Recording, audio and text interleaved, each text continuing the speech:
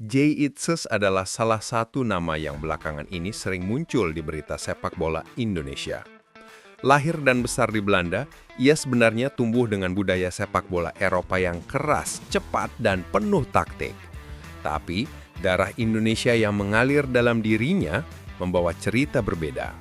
Ia bukan sekedar pemain bola, melainkan jembatan antara dua dunia, lapangan hijau Eropa yang dingin, dan semangat Garuda yang selalu panas. Sejak kecil, Jay sudah terbiasa dengan bola di kakinya. Ia bermain di Akademi Sepak Bola Belanda yang ketat, tempat anak-anak diajari disiplin dan kerja keras sejak usia dini.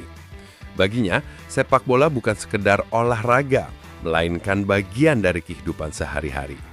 Setiap latihan adalah rutinitas, setiap pertandingan adalah ujian, dan setiap bola yang disentuh adalah kesempatan untuk membuktikan diri. Posisinya sebagai bek tengah membuatnya seringkali tidak mendapat sorotan sebanyak striker yang mencetak gol.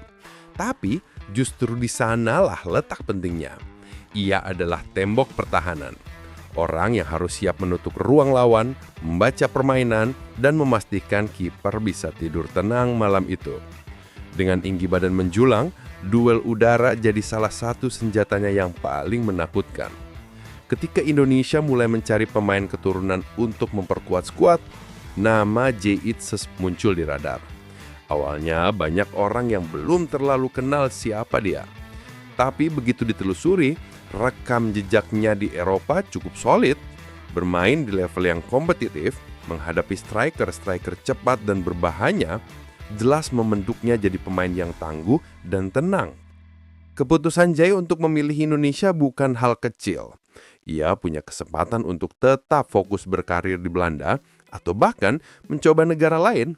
Tapi ia memilih mengenakan jersey merah dengan lambang Garuda di dada. Itu adalah langkah yang penuh makna, bukan hanya untuk karirnya, tapi juga untuk kebanggaan jutaan fans sepak bola di tanah air. Proses naturalisasinya sempat jadi perbincangan panjang.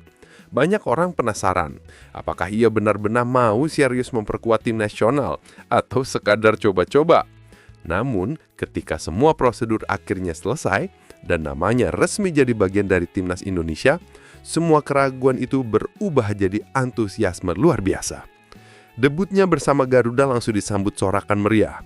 Para fans merasa punya bek yang berbeda, bukan hanya kuat secara fisik, tapi juga cerdas membaca permainan.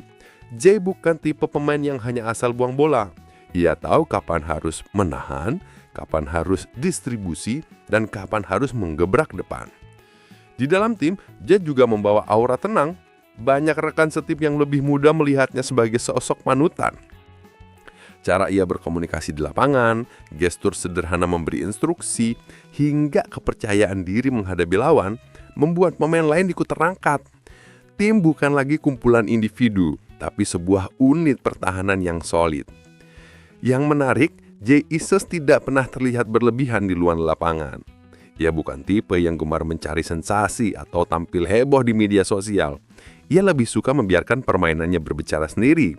Dalam dunia yang penuh sorotan, sikap sederhana seperti itu justru membuatnya semakin disukai banyak orang. Fisiknya memang jadi salah satu keunggulan. Dengan tinggi hampir 2 meter, ia seakan jadi menara di lini belakang. Lawan yang mencoba duel udara seringkali berakhir frustasi. Tapi Jay juga bukan bek kaku. Ia cukup gesik untuk mengimbangi striker yang lincah. Dan itulah yang membuatnya lengkap sebagai pemain modern. Satu hal yang tak kalah penting, Jay punya ketenangan saat tim ditekan.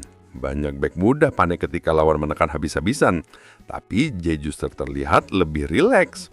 Ia tahu bagaimana memanfaatkan ruang kecil, kapan harus menunggu, dan kapan harus menyerang balik. Keberanian mengambil keputusan di momen genting adalah kualitas mahal.